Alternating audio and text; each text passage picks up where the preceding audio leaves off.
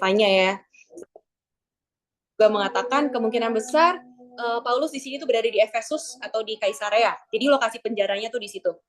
Nah, uh, uh, kondisi Paulus di penjara kan kita semua tahu ya. Karena apa? Karena Injil.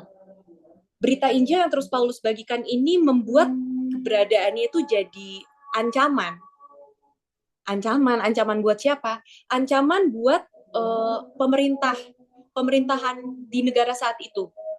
Jadi pemberitaan Injil Paulus itu tuh bukan cuma diterima sama didengarkan oleh orang-orang yang memang pengikut Kristus gitu, tapi ada juga orang-orang yang anti akan berita Injil. Itu juga meresponi dengan apa? Membuat keributan. Jadi pemerintah melihat, duh ini ribut, ini jadi tidak kondusif karena pemberitaan Injil yang Paulus sampaikan dan orang-orang yang anti berita Injil itu ya membuat kerusuhan. Itu yang menjadi ancaman untuk pemerintahan. Dan itu juga dan itu yang menjadikan Paulus juga tawanan ya, makanya dia di penjara. Di satu sisi, pemberitaan Injil ini tuh juga membuat murid-murid lainnya, murid-murid Yesus dan pengikut Yesus yang lainnya ini tuh menjadi ancaman juga. Kalau saya terus beritakan Injil, Paulus akan dihukum mati. Gitu. Bisa kebayang nggak? Jadi ada ancaman untuk pemerintahan negara dengan keributan-keributan dari orang-orang yang anti berita Injil, dan ancaman juga untuk para pengikut Yesus lainnya. Ketika Injil terus diberitakan, ini yang akan terancam tuh nyawanya Paulus. Paulus akan dihukum mati. Jadi kebayang betapa tidak kondusifnya situasi di saat itu gitu. Nah, makanya di tengah kondisi yang begitu menghimpit dan menekan Paulus, dia menulis surat ini untuk jemaat di Filipi. Seolah-olah Paulus tuh bilang apa?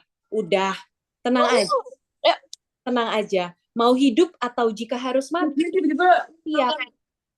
Saya siap loh. Karena apa? Saya nggak takut. Injil tetap diberitakan. Saya tidak akan malu. Karena apa? Kristus dinyatakan di dalam tubuhku. Tubuhku. Baik di dalam hidupku maupun di dalam matiku. Sampai sini saya semoga teman-teman semua paham ya. Jadi begitulah Paulus meresponi dengan keberadaannya dia yang menghimpit di dalam penjara ini. Nah, tadi Paulus bilang apa di ayat di ayat 20.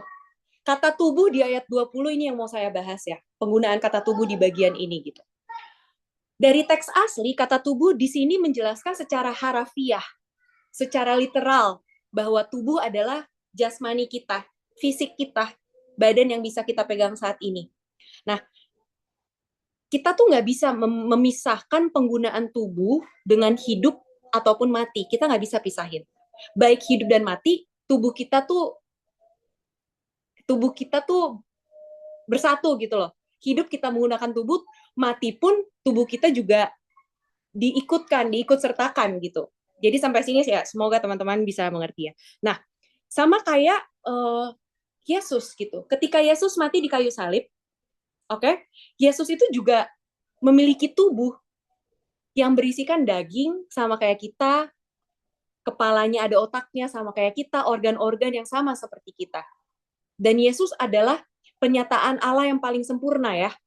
Jadi ketika kita berbicara tubuh ini ya, kita tuh berbicara tentang pernyataan Allah.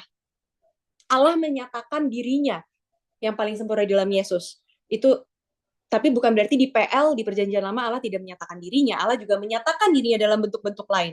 Tetapi juga seperti di diri raja-raja kayak Daud. Allah menyatakan dirinya di nabi-nabi, ya, di dalam diri, di dalam tubuh. Tapi yang paling sempurna tetap berfokus kepada Yesus gitu. Nah, jadi ketika kita berbicara tentang hidup, kita pasti berbicara tentang presentasi. Presentasi atau pernyataan tubuh kita.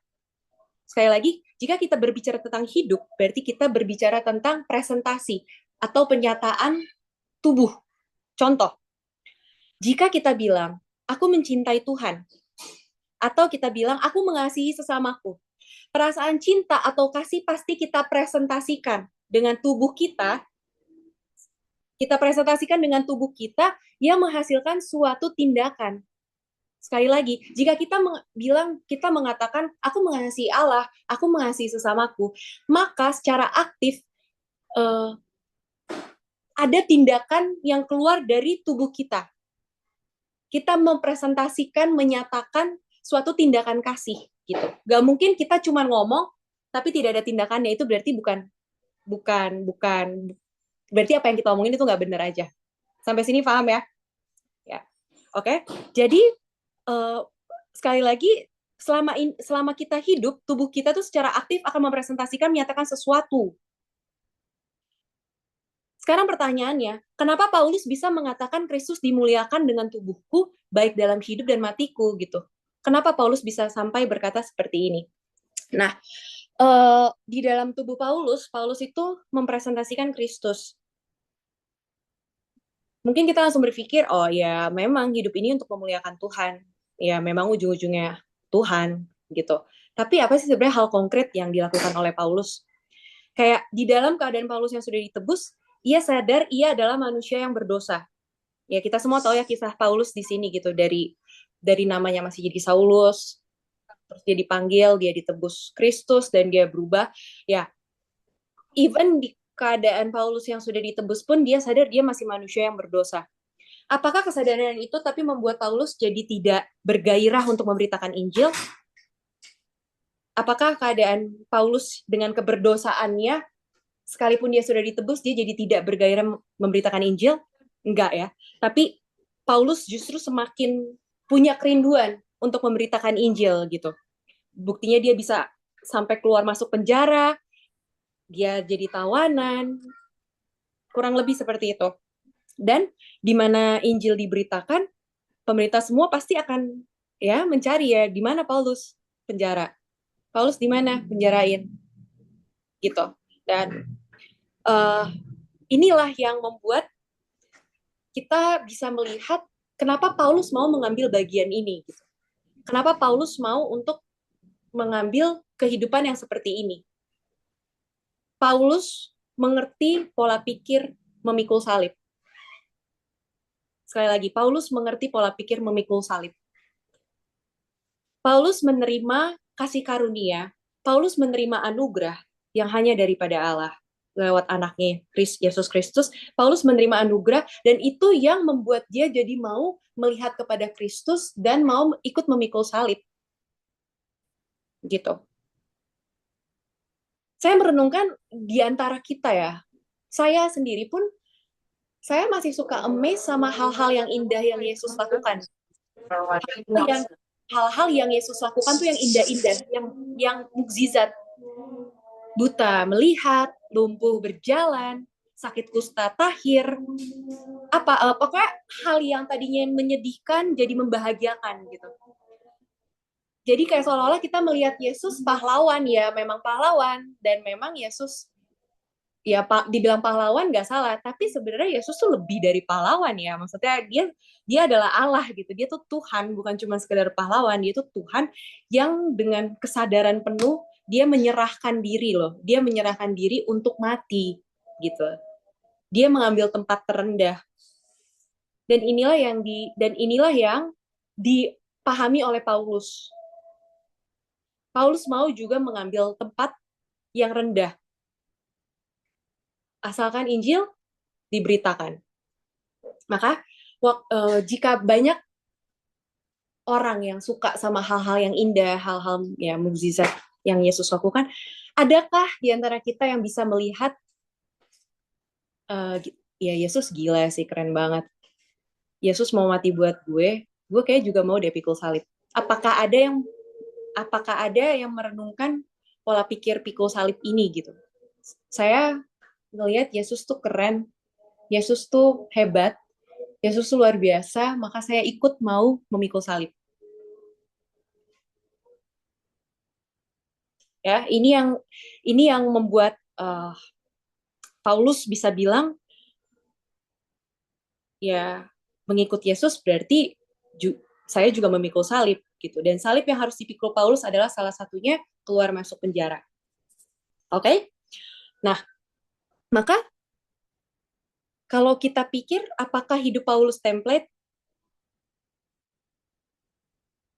Apakah hidup Paulus gitu-gitu aja?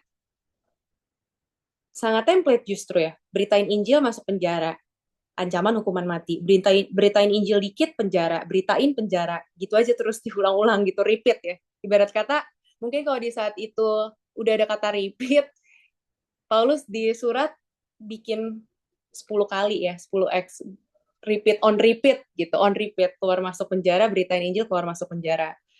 Ya, itu memang template dan tidak ada yang salah sama istilah template sebenarnya.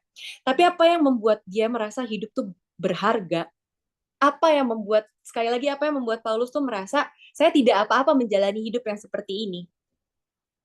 Ya, karena Kristus yang dipermuliakan. Balik lagi ayat ke-20. Karena Kristus lah yang dipermuliakan, baik di dalam hidupku maupun di dalam hatiku gitu loh. Jadi sekalipun saya mati, ya mati saya keuntungan kok.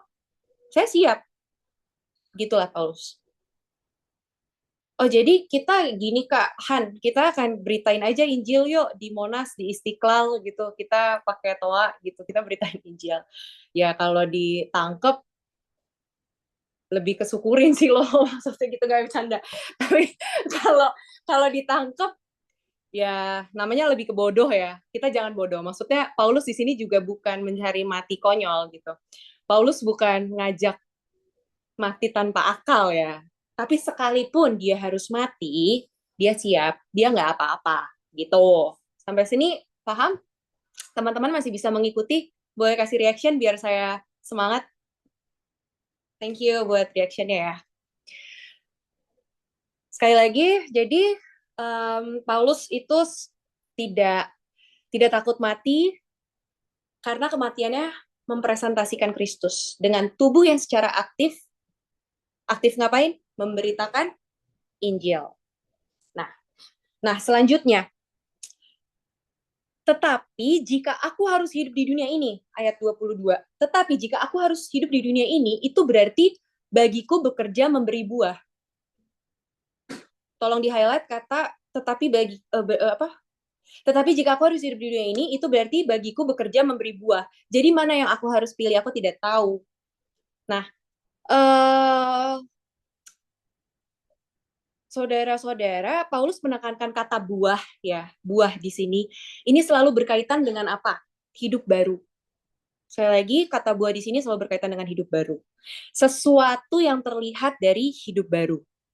Jadi memberi buah ini tuh bukan sekedar kita memperlihatkan kehidupan pelayanan kita, bukan bukan kayak banyaknya uh, divisi pelayanan yang kita ambil gitu, kayak ibadah satu hari ada 5 kali ibadah, 5 kali 5 kalinya kita WL, 5 kali 5 kalinya kita asyir gitu. Itu lebih ke suntik vitamin C ya setiap minggu kayaknya.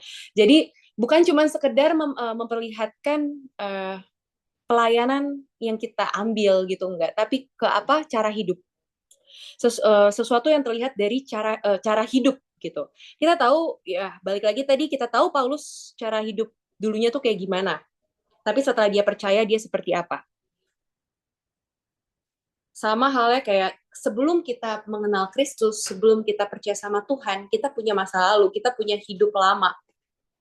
Tapi setelah kita sudah percaya, kita menyerahkan diri kita kepada Tuhan, ya kita jadi bisa menyukai hal-hal yang kudus, hal-hal yang sebelumnya kita nggak pernah suka, kita jadi bisa menyukai itu. Nah, tapi yang perlu kita tahu, bukan berarti di dunia ini ketika kita pun sekalinya udah jadi orang percaya, bukan berarti kita jadi yang benar-benar dilepas, sorry, bukan dilepas, bukan berarti kita yang benar-benar uh, jadi nggak bisa melakukan hal-hal yang salah gitu ya. Sekali lagi yang Pak ya Paulus juga sering mengatakan di dalam tubuh yang sama ada roh dan daging gitu. Jadi kita tetap bisa jatuh, kita tetap bisa jatuh ke dalam dosa, kita tetap bisa salah, kita tetap bisa ya berdosa karena memang ya kita masih hidup di dunia yang rusak gitu. Jadi selama kita hidup di dunia ini akan selalu bersinggungan antara kehidupan kita menyukai hal-hal yang kudus dan kita akan terus ditarik untuk melakukan dosa gitu.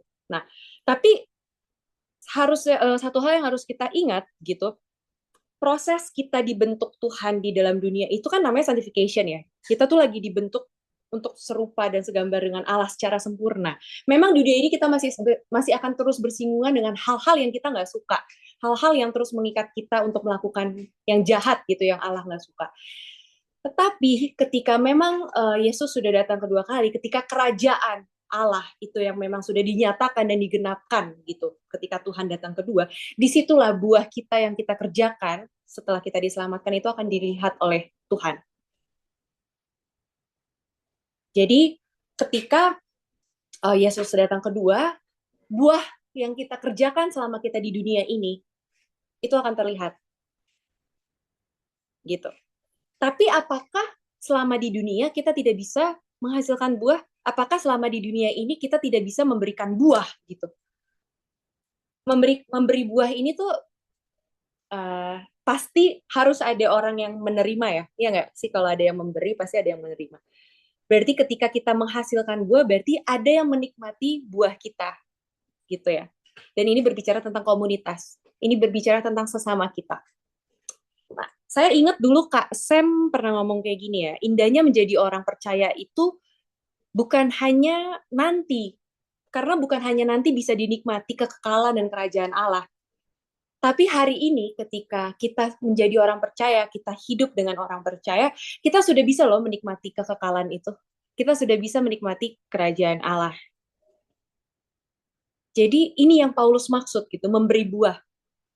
Apa yang sudah saya dapatkan dari Tuhan, itu saya bagikan ke sesama saya. Injil adalah anugerah terindah yang Paulus dapatkan gitu dari Tuhan, dari Kristus. Dan itulah yang dibagikan Paulus. Tuhan yang saya sembah, saya harus perkenalkan kepada sesama saya, kepada orang lain. Persekutuan, komunitas yang saya miliki, saya harus perkenalkan ke orang lain. Saya harus ajak orang lain untuk masuk, untuk apa? Mengenal Tuhan yang saya sembah. Inilah yang dinamakan memberi buah di dunia ini. Kita memperkenalkan siapa sih Tuhan. Kita bukan semata-mata membagikan hidup kita, kesaksian-kesaksian hidup kita yang fokusnya jadi ke kita gitu. Tapi yang pertama kita perlihatkan, yang pertama kita mau menyatakan, yang pertama kita mau bagikan adalah, guys, kenal deh ini Kristus, ini Tuhan yang gue sembah. Asli sih, keren sih. Dia gila sih. Dia masa bisa bla bla bla bla bla. Itu. Oke? Okay? Jadi apakah hidup, kalau kita berpikir, coba kita pikir gitu, apakah hidup saya template? Kalau saya ditanya gitu ya, apakah hidup saya template? Ya, saya dengan bangga, saya bilang iya. Hidup itu template, memang template. Hidup, mati. Semua akan mati, gitu. Tapi apa yang membuat saya bersyukur saya hidup? Apa yang membuat kita semua ini tuh bisa bersyukur saya hidup? Kita hidup. Karena menikmati kasih karunia yang Allah berikan. Sekali lagi, apa yang membuat saya bersyukur saya hidup? Karena saya menikmati kasih karunia yang Allah berikan. Apakah kita, apakah teman-teman semua di sini mau mengatakan itu sekarang? Saya menikmati kasih karunia yang Allah berikan dalam hidup saya. 1, 2, 3. Ya, saya mendengar semuanya. Thanks. Jadi, karena saya menikmati kasih karunia yang Tuhan berikan atas hidup saya, inilah yang kenikmatan yang membuat kita setiap hari bangun tidur di jam yang sama, kita pasang alarm, kita bangun di jam yang sama, rutinitas kita setiap hari itu terus, mandi dengan style yang sama, ada yang pakai gayung, ada yang pakai shower, sarapan nasi telur terus, sarapan roti doang itu terus, orang-orang yang tiap pagi pergi berangkat kerja macet, diserempet motor, ban kempes, semua hal yang day by day dijalani dengan rutinitas yang memang itu terus gitu. Apalagi ya saya di Jakarta ya kebetulan ya. Jakarta macetnya makin gila ya. Dengan kemacetan yang sama setiap hari, pergi macet, pulang macet, tidur begadang. Dengan rutinitas yang itu, saya tetap bisa menikmati hidup. Karena yang saya nikmati itu adalah kasih karunia yang Allah berikan. Dan kalau mau dipikir lebih jauh lagi ya, kenikmatan ini yang membuat hidup kita ke depannya juga menikah, punya anak, punya cucu, punya ponakan, semuanya itu tuh jadi gak akan membosankan gitu. Relasi yang kita bangun di dalam keluarga, relasi yang kita bangun di tempat pekerjaan, di sekolah, di kampus, dimanapun kita berada, itu jadi tidak membosankan. Karena apa? Kita sudah berpikirnya hidup itu adalah anugerah dari Tuhan. Saya menikmati hidup yang diberikan semata-mata karena apa? Kasih karunia Allah, kasih karunia Tuhan. Jadi kita harus mengerti bahwa hidup itu adalah anugerah dan kita adalah sarana atau alat yang hidup yang dijadikan Tuhan untuk membagikan hidup itu sendiri. Tentu hidup yang seperti apa? Hidup yang seperti Kristus. Maka saudara-saudaraku semua, ya ya lihat gitu kayak lihat Paulus bagaimana Paulus di sini sebegitunya dia tidak punya keresahan untuk gue masih harus hidup gak ya? Gila, bosan gila ih masuk keluar penjara. Nggak ada perasaan seperti itu gitu loh. Tapi dia juga bukannya Tuhan buruan mau mati. Aku sudah tidak kuat. Tolong Tuhan, nggak ada juga gitu. Baik hidup atau mati, aku pilih yang mana tidak tahu. Aku nggak tahu kalaupun aku masih hidup, aku akan tinggal bersama kalian di sini. Aku akan terus memberitakan Injil. Tapi sekalipun aku mati, ya mati bagiku adalah keuntungan. Kenapa keuntungan? Karena saya bisa bertemu muka dengan Tuhan gitu. Jadi uh, lihat sebagaimana Paulus seperti ini gitu. Dan terlebih lagi, lihatlah bagaimana Kristus hidup. Lihat bagaimana Kristus hidup. Dan yang lebih gilanya lagi, menyerahkan hidupnya untuk dunia yang rusak ini. Lihatlah kepada salib Kristus. Jadi, uh, hidup kok template banget ya, ujung-ujungnya mati. Ya memang, sekali lagi ya memang, hidup ujung-ujungnya mati. Tapi apa yang membedakan kita orang percaya dengan orang-orang yang tidak percaya gitu? Apa yang membedakan? Ayat 21, hidup adalah Kristus dan mati adalah keuntungan. Hanya orang percaya yang mampu bisa mengatakan ini. Hanya orang yang memiliki iman kepada Kristus lah yang bisa mengatakan ini.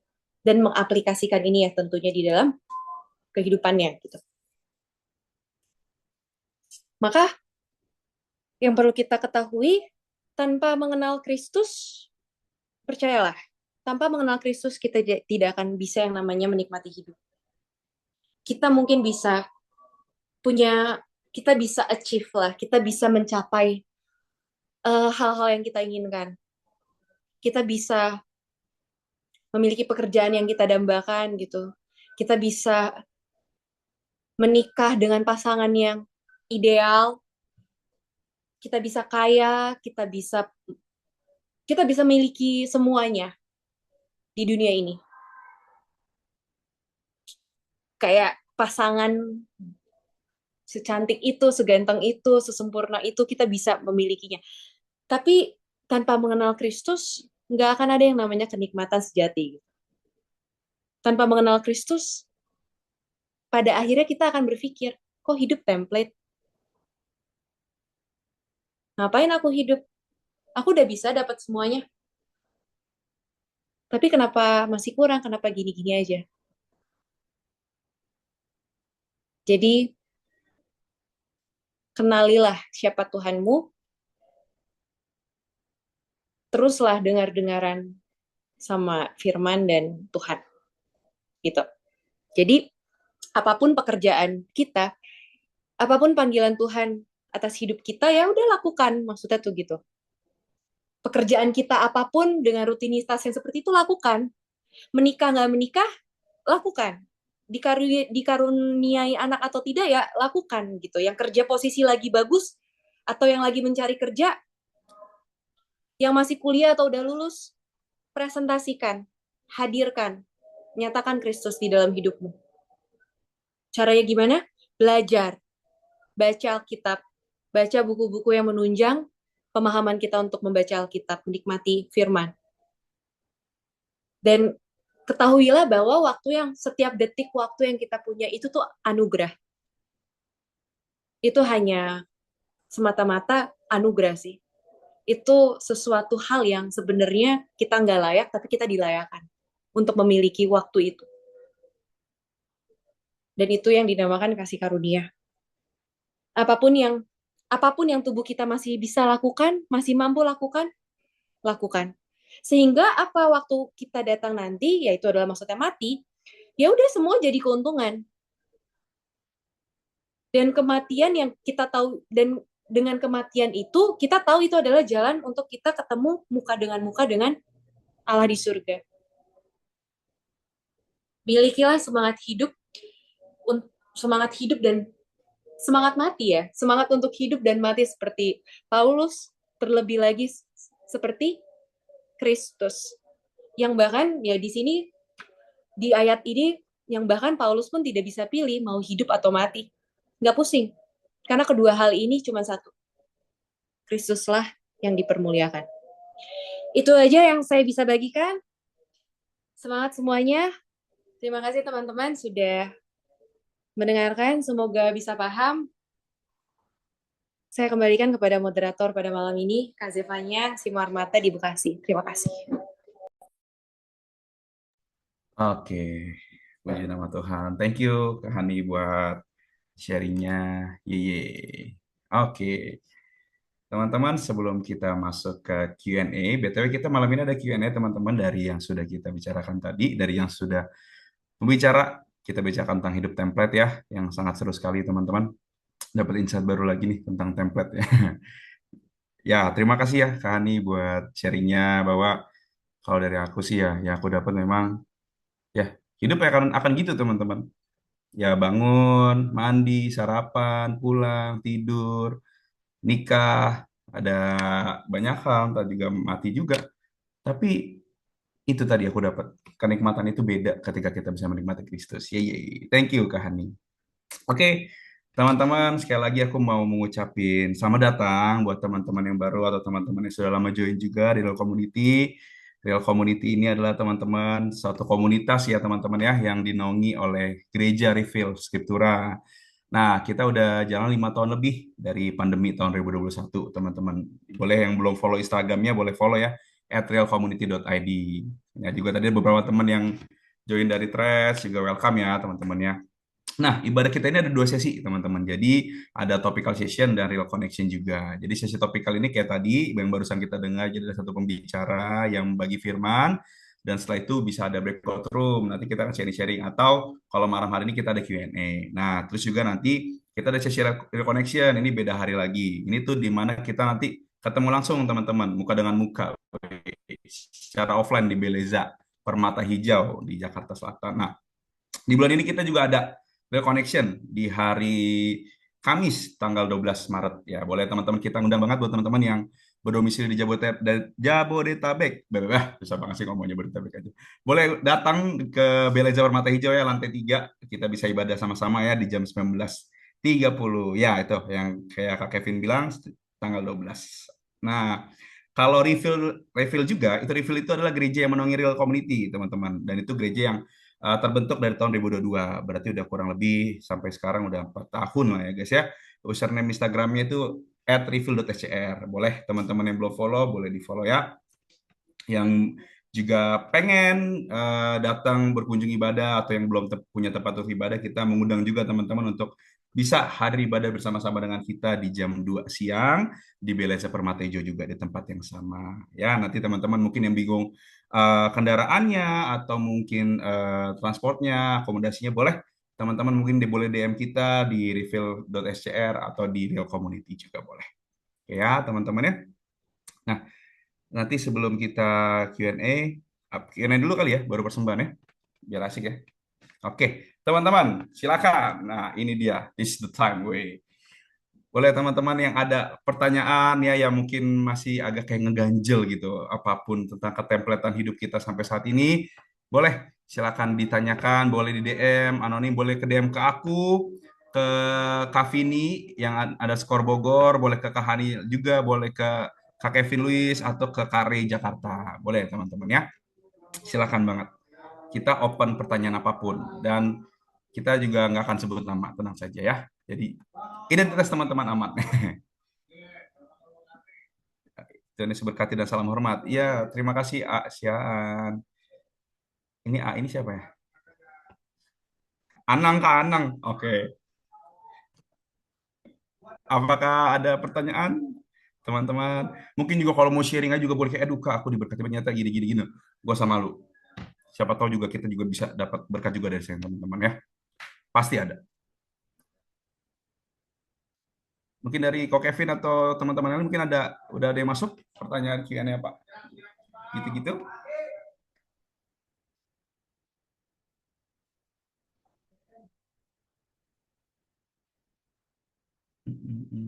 Boleh kita tunggu teman-teman ya. Asik sekali sharing malam ini ya. Template. Bisa orang yang sudah lelah sekali nih soal ngomong template nih. Ya, mungkin ada yang masih belum ngerti atau tadi aku Ah, ngomongnya terlalu cepat atau belepotan, boleh tanya ulang. Tapi yang jawab tetap Zevanya. Canda ya? Enggak. Kita diskusi aja. Tapi kalau pertanyaan-pertanyaan yang susah, tenang, di sini ada Zevanya. Sebagai ya, moderator. kita menerima pertanyaan apapun teman-teman ya. Cuma kalau pertanyaan terlalu susah, saya blokir pertanyaannya. Enggak, bisa ada. Tanya aja guys. Jangan malu, ya. Jangan sungkan-sungkan. Atau mungkin nggak ada yang nanya karena nggak ada yang ngerti kali ya? Di aku Enggak ada lah, pasti. pertanyaan ya yang masuk. Thank Oh you ya. untuk Boleh, silakan. yang menanyakan.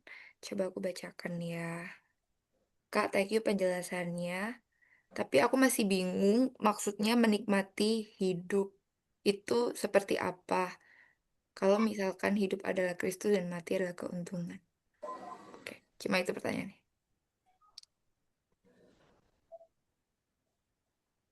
Terdengarkah?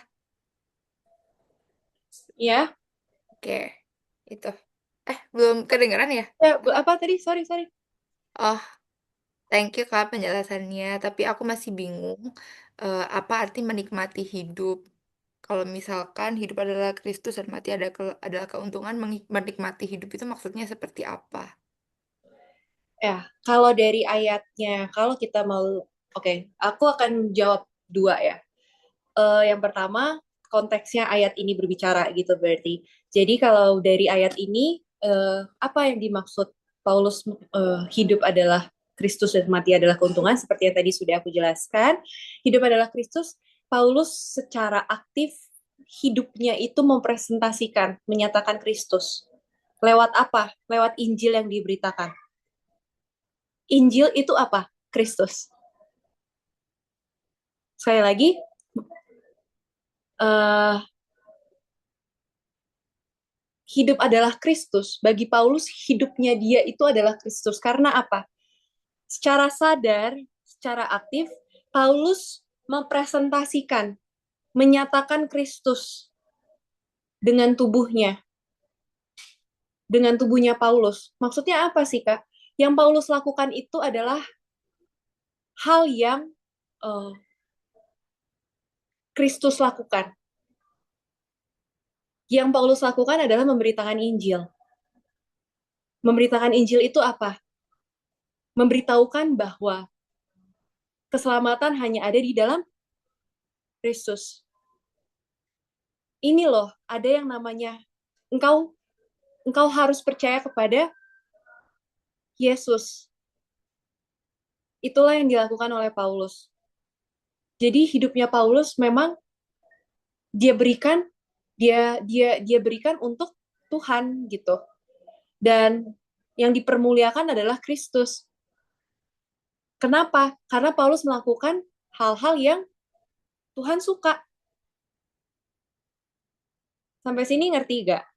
Siapapun yang bertanya, ya, aku percaya kamu bisa menjawab ya. Kita telepati aja. Jadi hidup adalah Kristus dan mati adalah keuntungan. Sekalipun dia Paulus harus mati, matinya itu tuh bukan mati gini. Biasanya orang tuh kalau mati dia akan di sini siapa yang nggak takut mati? Kita semua pasti takut mati ya. Uh, kita nggak ngerti. Kita mungkin pernah melihat orang mati gitu. Tapi kalau ditanya siapa di sini yang nggak takut mati gitu? Pasti kita semua di sini takut untuk mati karena kita masih abstrak, kita masih belum ngerti kematian itu sebenarnya seperti apa gitu.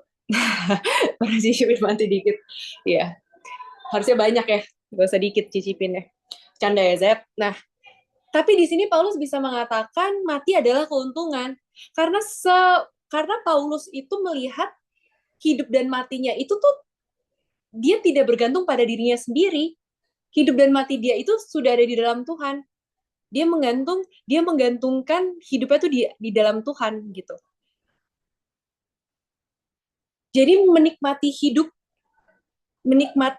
uh, menikmati hidup yang dimaksud Paulus seperti itu. Ini yang kalau konteksnya Paulus. Sekarang kalau misalkan yang kita akan bahas aplikatifnya yang untuk kita apa? Lakukan sehari-hari. Contohnya gini.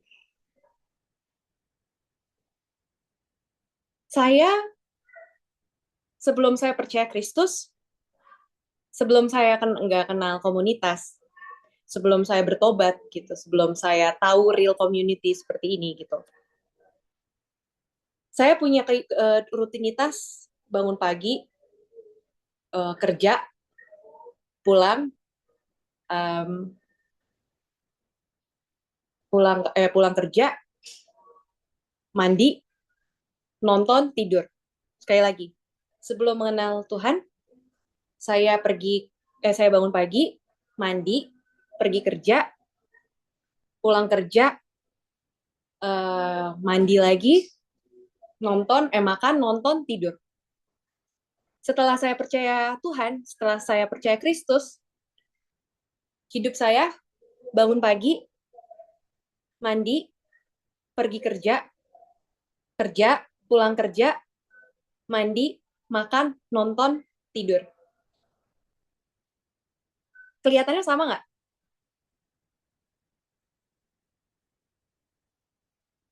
Tapi ada yang berbeda. Apa yang berbeda? Ada orang yang di kehidupan yang kedua, dia mau terus untuk melakukan pola yang sama. Karena dia sudah tahu tujuannya itu untuk apa. Kalau mau dilihat kasat mata secara rutinitasnya, dia tetap dengan pola yang sama. Cuman bagaimana dia mau menghidupi kehidupannya yang baru itu, bagaimana dia melihat, bagaimana dia bisa mensyukuri hidupnya terus setiap hari, itulah yang memperlihatkan bahwa dia tuh menikmati hidup. Dan tentu, kita nggak bisa bilang kita menikmati hidup jika kita masih terus mempertanyakan, hidup aku ini sebenarnya buat siapa sih? Hidup aku ini sebenarnya ngapain sih?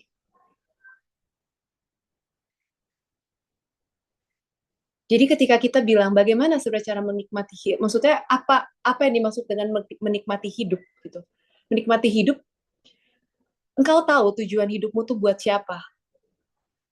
Engkau willing untuk menjalani hidupmu. Karena engkau tahu hidupmu ini tuh buat Tuhan gitu.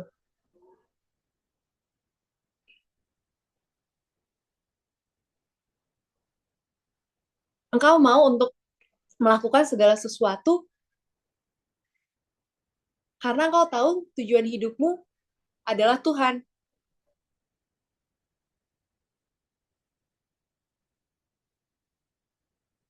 Kira-kira gitu. Nangkep nggak? Aku izin tambahin ya kan. Ya. Sadis banget gitu. Macam aja. Oke, teman-teman. Tadi, sorry Vin, boleh diulang pertanyaan sekali lagi, maaf ya. Tuh tadi gue lupa dikit. Thank you Kak Hani. Aku ulang Ah, ya pertanyaannya Kak Zep. Jadi bentar mana ya tadi? Oh, thank you untuk penjelasannya. ah. Tapi aku masih bingung apa maksudnya menikmati hidup. Kalau Paulus bilang hidup adalah Kristus, mati adalah keuntungan. Terus jadi maksudnya menikmati hidup itu seperti apa? Oh, menikmati hidup harus seperti apa? Oke, teman-teman. Thank you. Pertanyaan itu pertanyaan yang baik sekali ya. Jadi, sebelumnya aku mau kasih tahu dulu ke teman-teman eh bagaimana caranya menikmati hidup. Nah, pertanyaan ini biasa muncul dari keresahan bahwa dia bingung, ya. Bingung gimana menikmati hidup. Ya iyalah, makanya dia nanya. Oke. Nah, teman-teman, ini kaitannya sama tema template ya, teman-teman ya. Pertama-tama kita harus pahami terlebih dahulu bahwa kita nggak akan pernah bisa menikmati hidup, menikmati ketempletan hidup ini tanpa kita menerima dulu bahwa itu hidup itu memang template adanya. Satu, sekali lagi harus teman-teman ingat hidup itu memang template adanya. Ya, kalau tadi Kani sempat bilang kalau Paulus itu sekarang yang udah bertobat hidupnya tuh udah beritain Injil masuk penjara dan sebagainya. Kehidupan Paulus dulu sebelum percaya Yesus template juga teman-teman. Ya, dia belajar sama gurunya Gamaliel, dia belajar Taurat, dia cari cecer orang Kristen, ya, dia bunuh pakai pedang naik kuda kemana-mana sampai akhirnya dia bertobat itu bertemplate gitu-gitu, belajar dan sebagainya. Nah, sekarang pertanyaannya, bagaimana caranya menikmati hidup? Kalau dari kitab ini, yang pertama yang dikatakan oleh Paulus adalah Paulus mengerti bahwa yang bisa memberikan nikmatan di tengah ketempletan hidup yang Paulus rasakan atau teman-teman alami saat ini itu hanyalah Kristus. Nah, biasanya teman-teman, ada orang yang bingung cara nikmatin hidup sebenarnya dia tuh lagi di fase di mana dia nggak ngerti sebenarnya aku ini apa dan dia punya ekspektasi lain di dalam hidup dia ya harusnya template itu nggak kayak gini nih, harusnya hidup itu nggak kayak gini. Kok hidup aku kayak gini, orang lain kayak gini. Biasanya orang yang kayak bingung gimana cara nikmatin, dia lagi kejebak di, di, di dalam pikiran itu. Entah mungkin dia banding hidup dia pasangan ya atau banyak hal. Harusnya yang template tuh nggak kayak gini, makanya dia mikir kayak, kok hidup gue template gitu loh. Kok gue nggak bisa nikmatin? Padahal bahkan orang itu ngerti kalau hidup itu akan gitu-gitu terus, tapi harusnya nggak kayak gini. Harusnya mungkin gue hidup, mungkin gue lahir, harusnya gue udah gede jadi presiden langsung, atau gue jadi kayak perdana menteri atau jadi artis. Ini baru nggak template, template lain nih, template yang kayak gue mau, template kayak yang gue, yang nikmat di mata gue, yang asik di mata gue, yang nggak kayak gini, yang nggak harus nikmatin macet, yang nggak harus nikmatin udah umur 29 tahun masih ditelepon emak jam 8 malam suruh pulang, masih suruh kasih kabar kalau di luar dan sebagainya. Nah, jadi masalahnya teman-teman kasih hidup kayak yang kayak kita mau. Dan aku mau tanya sama teman-teman semua yang lagi sedang bingung menikmati hidup saat-saat ini. Hidup yang harusnya nggak template menurut teman-teman itu seperti apa? Satu. Dan yang kedua, kalau misalkan udah teman-teman punya bayangan hidup yang nggak template, sampai berapa lama teman-teman yakin dan bisa percaya bahwa teman-teman tidak akan bilang hidup itu template lagi dan itu bisa memuaskan teman-teman. Nah, ayo, hidup seperti apa teman-teman? Percayalah, pasti kalaupun udah tercapai tuh yang mungkin buat teman-teman nggak template, teman-teman suatu nanti pasti akan bilang template, akan bosan juga, akan merasa nggak puas juga. Ini titik kelemahan kita manusia yang berdosa, teman-teman, yang masih tinggal dalam tubuh yang berdosa ini. Kita sering ngira ekspektasi kita lah yang lebih baik daripada apa yang udah Tuhan kasih seringkali. Perhatikan teman-teman, ketika kita bilang hidup kita template dan kita ketika susah menikmati hidup, pasti ada yang lagi bermasalah sama kita. Yaitu apa? Kita, dan kita. kita lupa bahwa hidup yang udah dikasih ini punyanya Tuhan, teman-teman. Makanya tadi kok Kevin sempat chatting di grup bahwa orang yang sering melihat template, dia selalu melihat kepada aku, dan aku. Aku nge-lag ya guys, nggak ya? Aman ya? Oke. Seperti ya saya sering bilang juga, seperti kata dunia, I love myself and I. Percayalah, orang seperti ini akan mudah bosan dengan segalanya. Udah tercapai apa yang dia mau, entah juga dibilang, template. Udah nikah nih sama cewek yang cakep, template. Masakannya juga tempe-tempe mulu, cumi-cumi mulu. Kerjaan udah dapat kerjaan yang dia pengen nih. Contoh dia kerja di Unilever nih. Gaji 25 juta ke atas ya kan. Oh, aku bongkar lah semua. Oh, template juga, bos. Oh, gue udah beli A, B, C, D, F, G. Sampai kapan? Nggak akan pernah habis. Sekarang makanya dibandingin sama Paulus, lihat Paulus yang masuk keluar penjara, ya mungkin gak menikmati apa yang teman-teman nikmati sekarang, dia bisa bilang kalau hidup itu adalah Kristus dan mati keuntungan buat dia, teman-teman. Kalau kita mau lihat ke belakang ya. Dan kalau kita mau tarik ke relevansi lebih dekat. Mungkin hidup-hidup teman-teman yang teman-teman nikmati saat ini, itu mungkin hidup yang orang dambakan, yang mungkin lagi terbaring di rumah sakit sekarang. Ya, ya dia pengen jalan-jalan. Ini mungkin hidup yang orang lain dambakan, yang mungkin teman-teman mungkin di sini nggak tahu ya, mungkin udah pernah nikah atau belum. Mungkin teman-teman bosan sama pasangan teman-teman, teman-teman pergi ninggalin rumah. Nggak tahu mungkin ada suami yang mungkin mendambakan supaya bisa satu sama istrinya, supaya rujuk lagi. Nggak tahu mungkin teman-teman saat ini mungkin lagi pada kuliah ataupun kerja, bosan sama kerjaan, template banget nih kerjaan. Tiap hari deadline-nya sama, daily-nya sama. Tapi teman-teman nggak tahu di balik layar sana ada berapa ribu orang yang mengantri untuk pekerjaan yang teman-teman sekarang nikmati. Coba kita renungkan kembali sebelum kita bilang template. Apakah ini template ini apa yang memang apa yang Tuhan mau atau emang aku yang mau, teman-teman? Di sinilah masalah kita susah menikmati hidup di sini sebenarnya. Ya, maka tadi Kak Ani sempat mention Paulus aja yang begini, template hidupnya teman-teman itu beneran. Dia keluar masuk, literally keluar masuk, hidupnya dikejar terus. Dia tulis surat kayak gini aja terancam juga, dia mau kirim kemana di surat? Sama siapa? Coba, ngeri nggak? Ngeri. Tapi dia tetap lakukan itu. Karena apa? Dia tahu, dia percaya bahwa yang hanya bisa, dia telah menerima kenikmatan itu, yaitu siapa? Kristus. Sekarang masalahnya, bagi kita, anugerahnya, renungannya adalah, kemana kau memandang sekarang? Ketika kau bilang template, kemana kau pandang? Apa kau memandang Tuhan benar?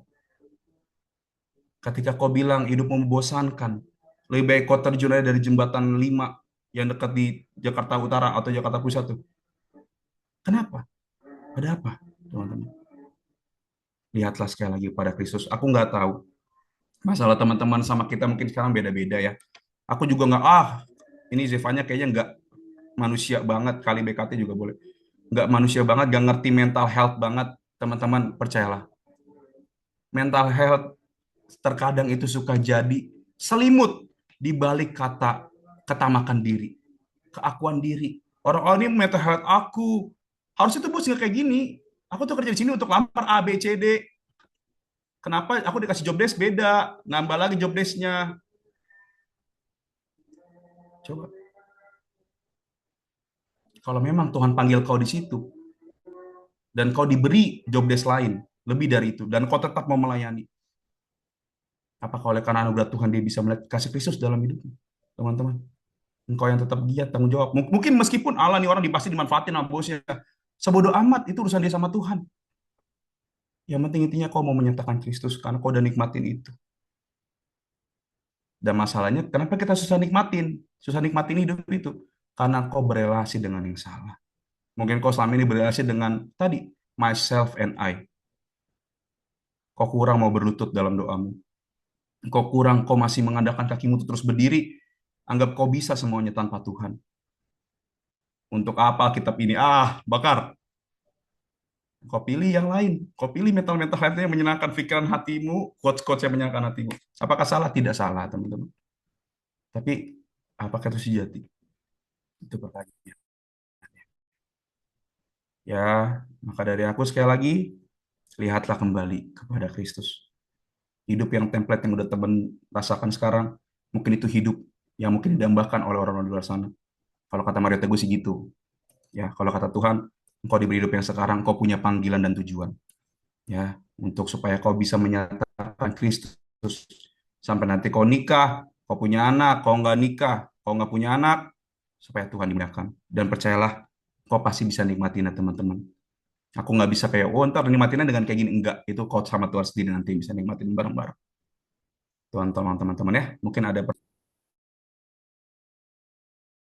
Belum selesai ngomong udah di mute. Thank you ya Kak Zevanya. Ayo, thank you, sorry tadi internet nih. Thank you Kak Zevanya. Ini ada Kak Ren. pertanyaan lanjutan, guys. Bentar. Oke, Ya. Thank you, Jeb. Thank you, teman-teman. Ini aku nge-lag gak ya? Aman ya? Tes dulu. aman. Halo? Aman. Oke. Kak, aku mau nanya. Apa maksud Paulus ketika berkata supaya dalam segala hal Kristus dimuliakan, baik hidup maupun mati? Ini pertanyaan dari rekan kita, salah satunya. Nggak tahu ini boleh di-spill atau enggak ya, cuman aku dapat dari Shirley. Thank you Shirley for forwarding. Oke.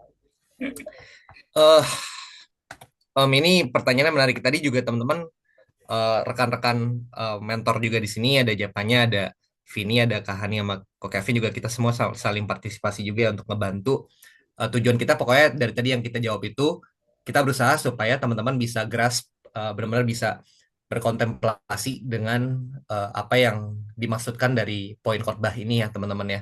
Jadi memang tujuan kita, mungkin kelihatannya kok ini mentor-mentor kok banyak omong. Enggak teman-teman, ini kita berusaha supaya teman-teman bisa makin jelas gitu nangkep maksudnya, supaya kita juga mau make sure supaya teman-teman juga nggak salah mengerti apa yang jadi pesan firman Tuhan malam hari ini ya. So this is our effort untuk bisa uh, care for you teman-teman ya. Nah, di sini mungkin aku sedikit tambahan juga karena aku juga tadi belum ini ya sharing. So I think I'm gonna give following up dari apa yang udah dibagiin. Jadi tadi pertanyaannya sebenarnya berlandaskan dari ayat 20 ya. Eh apa namanya? Aku akan bacain lagi Filipi 1 ayat 20. Yang sangat kurindukan dan kuharapkan ialah bahwa aku dalam segala hal tidak akan beroleh malu, melainkan seperti sedia kala, demikian pun sekarang Kristus dengan nyata dimuliakan dalam tubuhku, baik oleh hidupku maupun oleh matiku.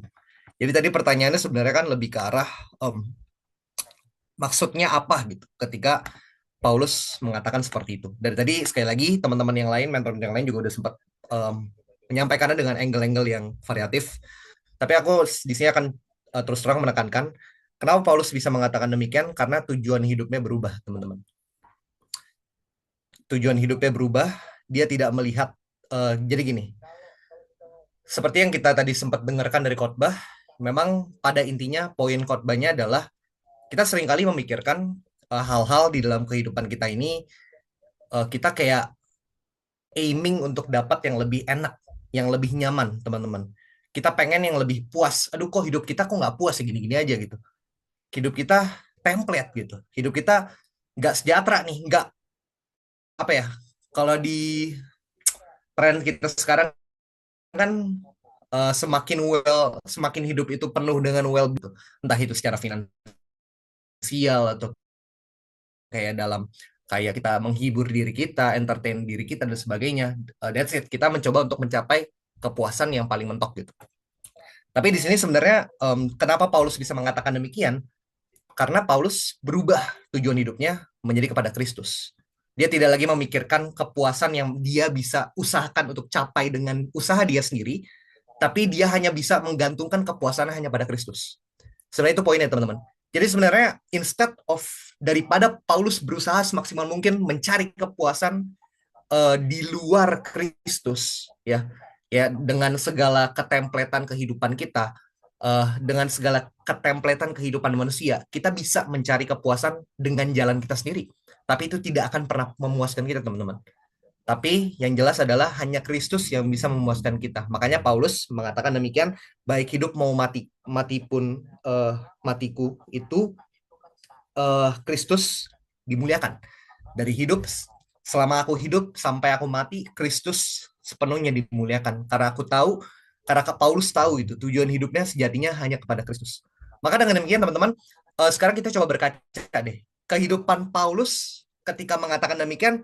apa bukti nyata kehidupan Paulus? Akhirnya dia matinya gimana? Dia dipenggal. Karena kenapa? Menjadi saksi Kristus sampai mati. Kenapa dia rela dipenggal sebagai pengikut Kristus? Kenapa? Karena tujuan hidupnya Kristus. Sekarang kita berkaca lagi kepada Kristus, Yesus, Tuhan.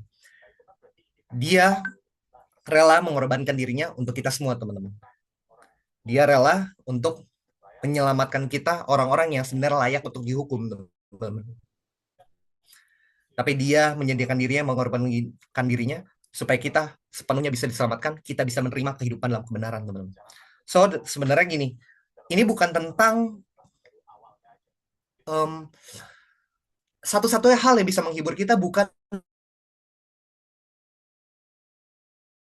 tentang bagaimana kita mengcompare diri kita dengan orang lain mungkin yang keadaannya lebih baik. Itu bukan.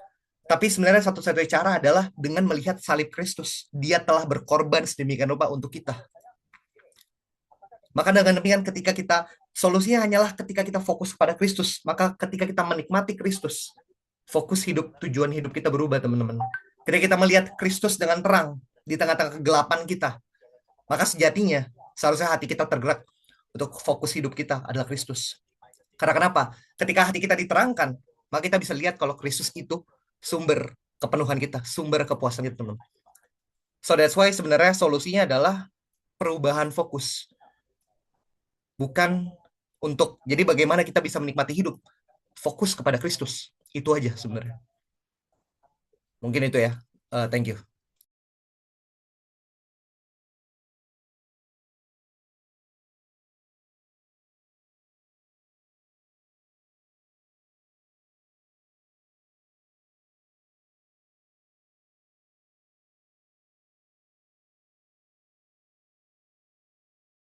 Oke, thank you Rena. Sorry tadi kepencet ya mati guys. Laptop nge-lag mulu nih. Oke, apakah masih ada pertanyaan lain lagi teman-temanku sekalian? Kalau ada, kita masih ada masih ada waktu kah ya? Masih ya? Oke, boleh? Mungkin teman-teman masih ada pertanyaan atau mungkin keresahan kah yang dirasakan, boleh untuk menanyakan di DM ya ke teman-teman yang di PIN ini. Silakan.